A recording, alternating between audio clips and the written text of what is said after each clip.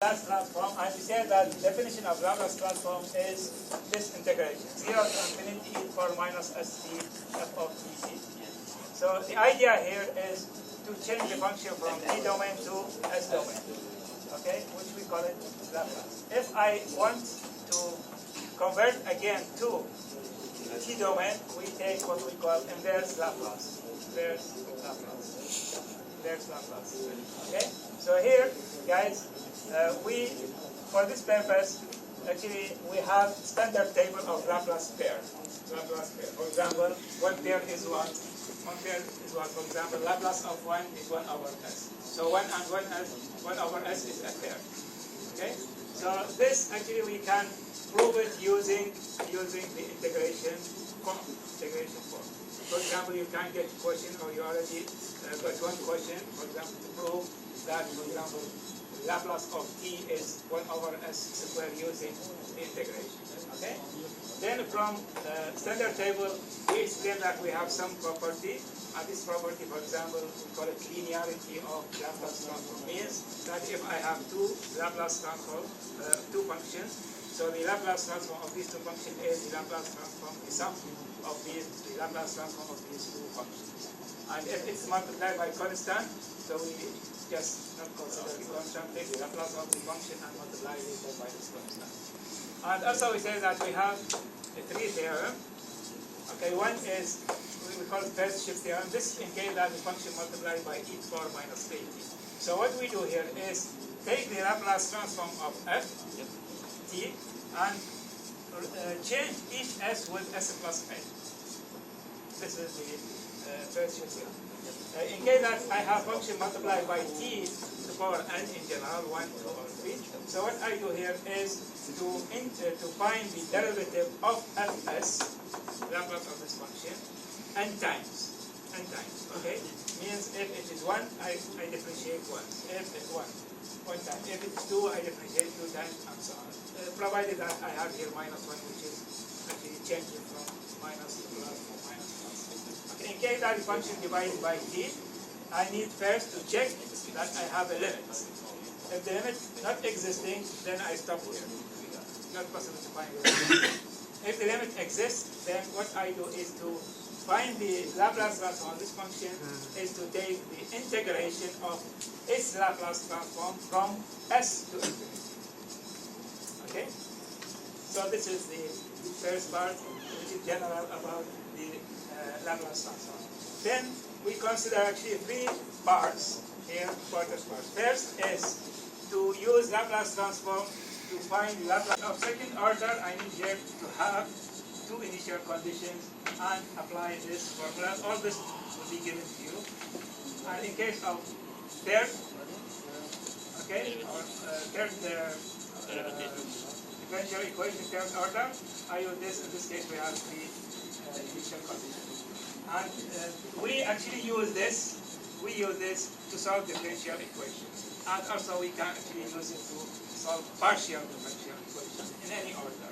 Okay? So the step is what? Is to take the Laplace transform of both sides, apply, step 2 is apply the initial conditions, make s f of s subject, find inverse Laplace transform, and you get f of the solution.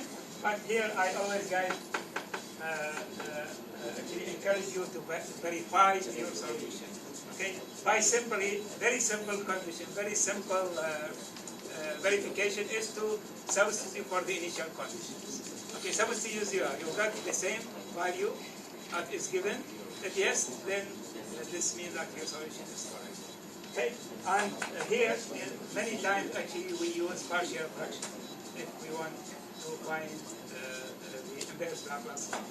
This is number 1. Number 2, we consider Heaviside unit step function.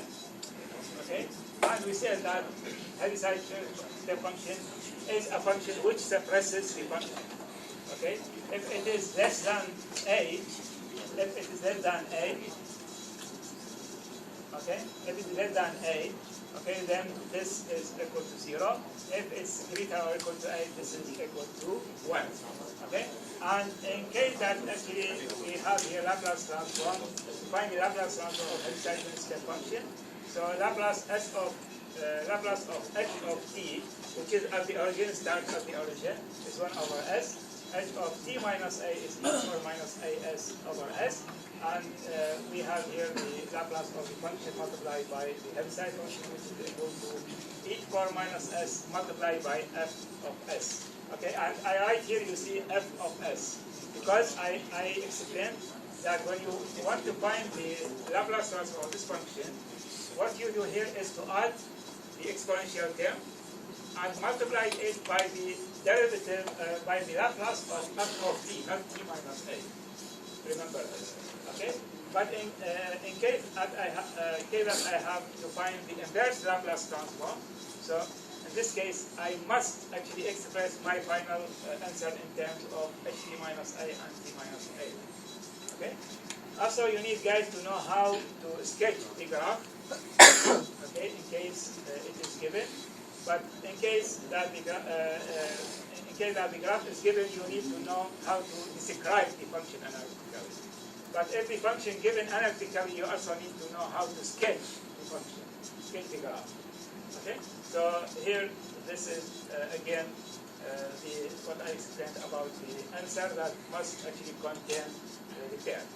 And the last part, we consider Dirac delta function, and we said this function is a special function, and we call it sometimes impulse function, means it is a function or effect which is just, we have this effect just for a few moments, a few seconds, or just for a moment, simple, very simple moment. Otherwise, it has no effect. So here, actually, if I write this, means that this function is equal to 0 if t is not equal to a, and it's equal to infinity, okay, if t is equal to a.